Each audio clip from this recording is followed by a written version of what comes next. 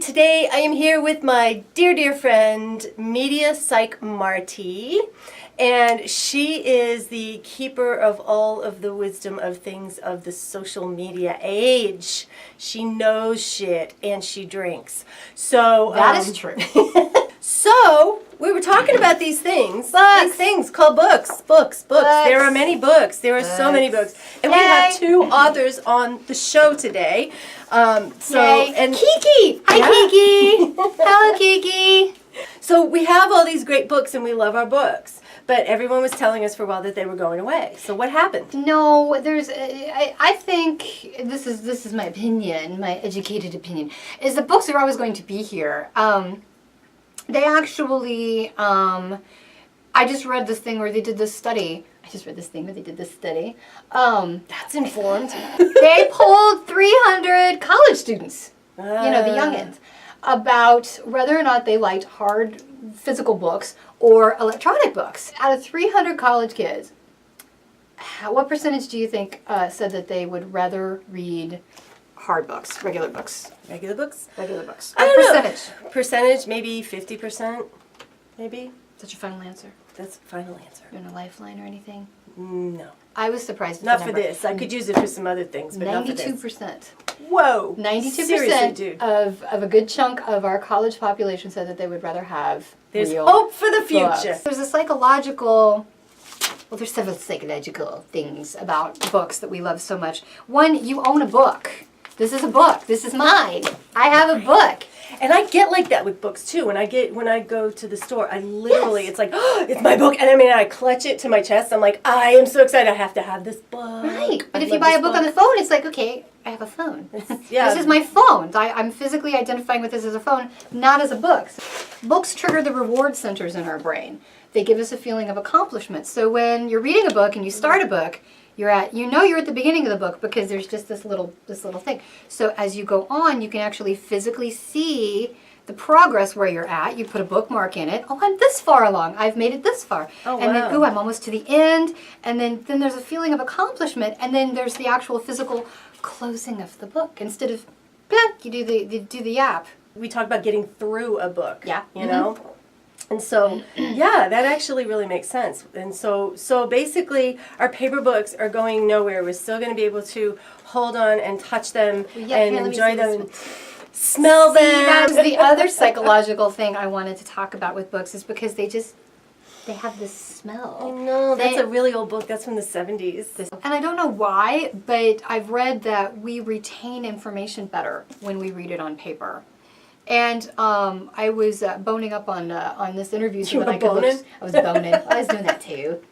Newlywed. Don't ask. I just explained it. Newlywed.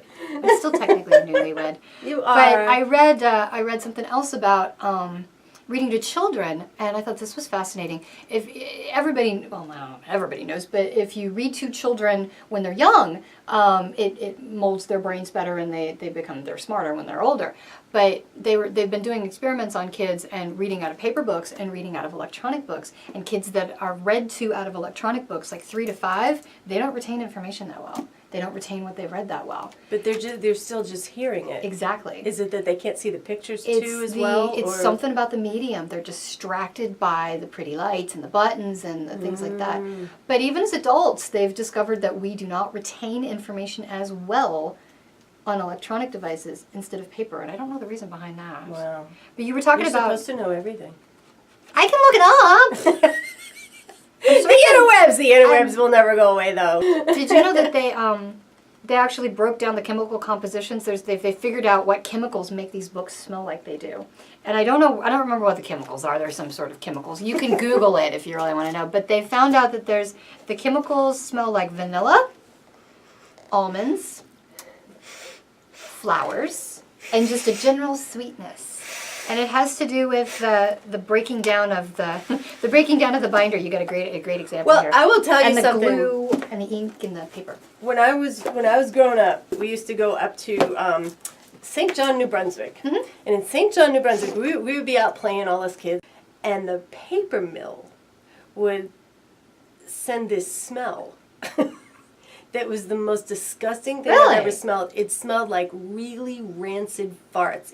It was the most vile smell. I wonder what the process So- would be to make it smell. I don't know, but whatever it is, when they're making them, it's stinky. Although these days, I'm sure they've improved on it. But I will never forget that. That was one of those childhood memories that you wish you could erase from your olfactory. Ugh. Oh, it even comes up. Why do paper mills smell?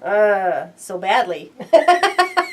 Do we There was a wanna so know? badly option. It's the.